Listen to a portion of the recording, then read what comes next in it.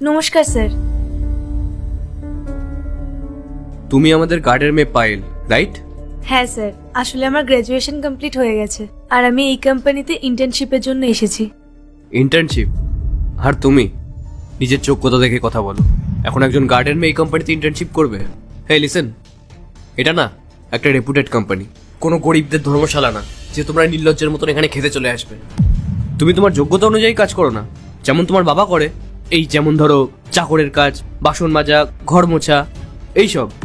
আর হ্যাঁ, চাকর বলতে মনে পড়লো, আমার একটা ফ্রেন্ড আছে এই অফিসেই কাজ করে, ওর একটা চাকরের প্রয়োজন। তুমি যদি বলো আমি তোমাকে ওখানে রেকমেন্ড করতে পারি। স্যার আপনি এভাবে কথা বলছেন কেন? আমি একটা গার্ডের মেয়ে, তার মানে তো এটা না যে আমি কোনো কোম্পানিতে ভালো পোস্টে কোনোদিন কোনো চাকরি করতে পারবো না। নিজের ফালতু কথা বন্ধ করো, আমাকে জ্ঞান দেওয়ার প্রয়োজন নেই। হ্যাঁ, আর শোনো, এরপর থেকে যদি তোমাকে এই অফিসের আশেপাশে দেখেছি না, তোমার জন্য সেটা কিন্তু একদমই ভালো হবে না। এমনিতেই আমাদের সোফাটা নোংরা করে দিয়েছো, তারপর এখানে দাঁড়িয়ে দাঁড়িয়ে ফালতু বকছো। এখনই ক্লিন করাতে হবে এটাকে। চলো যাও এখান থেকে।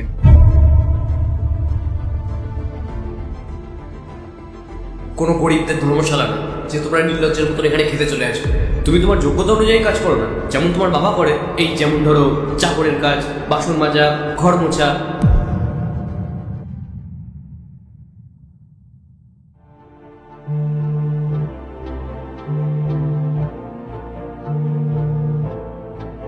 Good afternoon sir.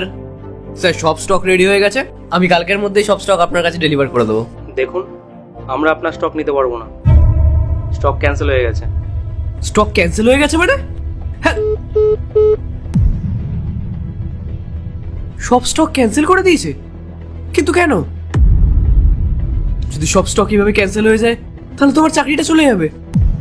কে এই নতুন ম্যানেজার? না না, আমাকে ওনার সঙ্গে কথা বলতেই হবে।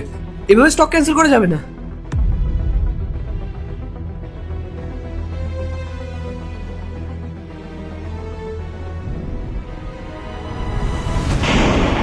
পায়েল, তুমি এখানে? হ্যাঁ আমি। কেন, আমাকে দেখে অবাক হলে? যে যাকে তুমি একটা গার্ডের মেয়ে বলে এই অফিস থেকে বের করে দিয়েছিলে, তাকে আজ তুমি এখানে দেখছো? কারণ তোমার নজরে তো গরিব মানুষের ছেলে মেয়েরা তাদের জীবনে কিছু করতেই পারে না, কি তাই তো? তার মানে তুমি আমাদের কোম্পানির অর্ডারটা এই কারণে ক্যান্সেল করেছো যাতে তুমি সেই 3 বছর আগের পুরনো বদলাটা নিতে পারো? না, আমি তোমার কোম্পানির অর্ডার এই কারণেই ক্যান্সেল করেছি কারণ আমি জানতে পেরে গেছি যে তোমরা তোমাদের কোম্পানিতে ফ্রড করো, মাঝখান থেকে কমিশন খাও তোমরা, আর তোমার কোম্পানির স্টক খারাপ। পার্ট 2 দেখতে সাবস্ক্রাইব করো ভেলকু 78M।